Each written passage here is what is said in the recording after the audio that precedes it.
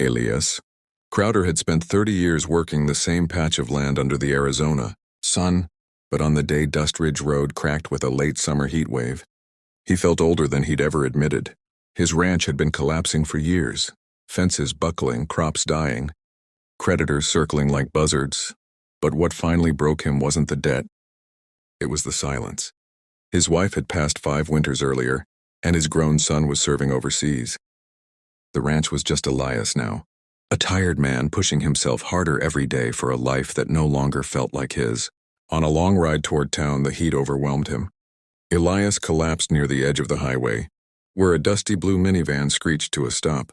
2 women ran toward him, Marisa, a sharp-voiced single mother with a mechanic's hands, and June, a preschool teacher with soft eyes and a steel spine hidden under her gentle tone. They had never seen Elias before. They had no reason to stop. But they did.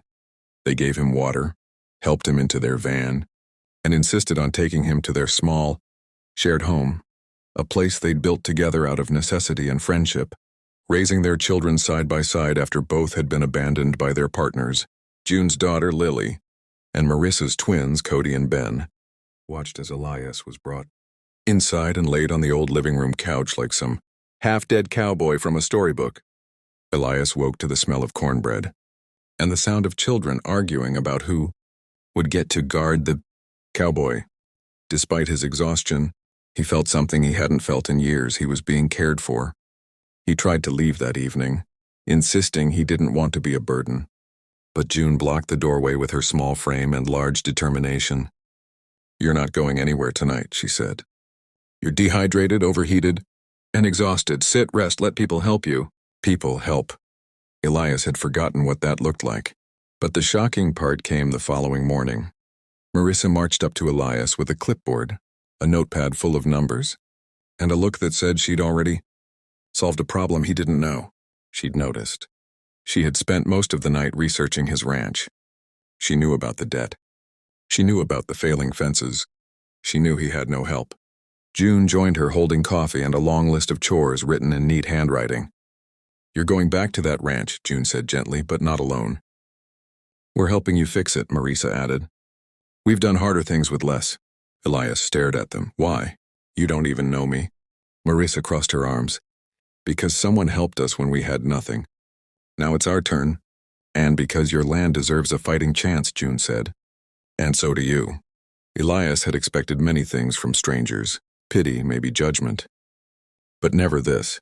2 single mothers deciding, without hesitation, that his life was worth rebuilding. He didn't know what shocked him more, their determination, their kindness, or the feeling in his chest that something in his lonely life had finally, mercifully begun to change. And by the time they all piled into the van to head to Crowder Ranch, the children chattering excitedly about chickens and tractors, Elias knew one thing with absolute certainty. These women were about to turn his world upside down. But he had no idea just how far they were willing to go. Elias expected the women to help, with a few chores, maybe fix a fence or 2.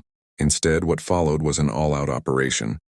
The moment they arrived, June organized the children like a general leading a tiny battalion, giving them tasks to pick up wood scraps and gather tools. Marissa surveyed the ranch like she was preparing to rebuild an entire town. "This place has good bones," she said. "You just stopped believing in them." The shock began when Elias returned from feeding the animals to find Marisa under the hood of his ancient tractor. She had rewired the ignition, replaced 2 cracked hoses, and gotten the machine running for the first time in years. Next came the fences. June, despite being the gentle one, surprised Elias by lifting lumber as if fueled entirely by stubbornness. She spent hours hammering, sawing, and repairing old panels, refusing to stop even when sweat soaked her shirt. Every time Elias tried to take over, she smiled and said the same thing. "You've carried too much alone. Let us carry something too." But the biggest surprise was still coming. On the 3rd day, the women called Elias into the barn. He walked in expecting to find another broken tool laid out for repair. Instead, he found the entire barn transformed, swept, repaired, reorganized, and lined with new feed storage built from scrap wood. But that wasn't the shocking part. At the center of the barn stood a large whiteboard filled with carefully written plans, financial strategies, auction schedules, ways to reduce ranch expenses, and steps toward turning the property profitable again. Elias blinked. You planned all this? June spoke first. We stayed up late researching programs for ranchers.